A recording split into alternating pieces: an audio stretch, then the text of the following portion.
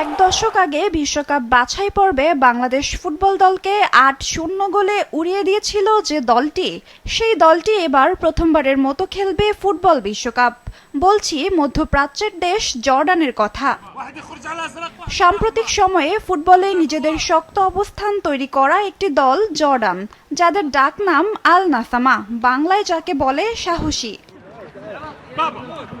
১৯৫৩ সালে প্রথম আন্তর্জাতিক ম্যাচ খেলার মাধ্যমে যাত্রা শুরু করে জর্ডান।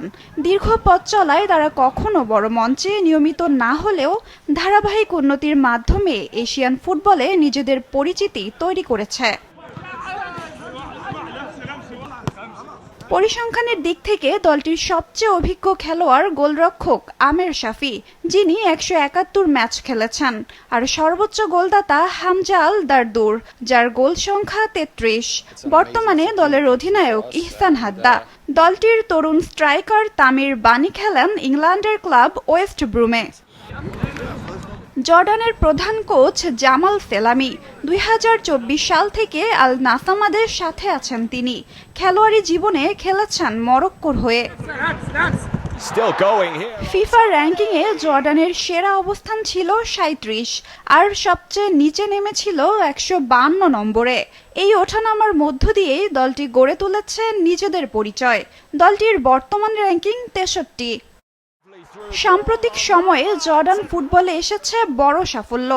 এএফসি এশিয়ান কাপ এবং ফিফা আরব কাপের ফাইনালে খেলা এবং প্রথমবারের মতো ফিফা বিশ্বকাপে জায়গা করে নেওয়ার স্বপ্ন পূরণের পথে এগিয়ে যাওয়া। ৪০ বছরের অপেক্ষার অবসান ঘটিয়ে প্রথমবারের মতো জর্ডান নিশ্চিত করেছে ২০২৬ বিশ্বকাপে জায়গা।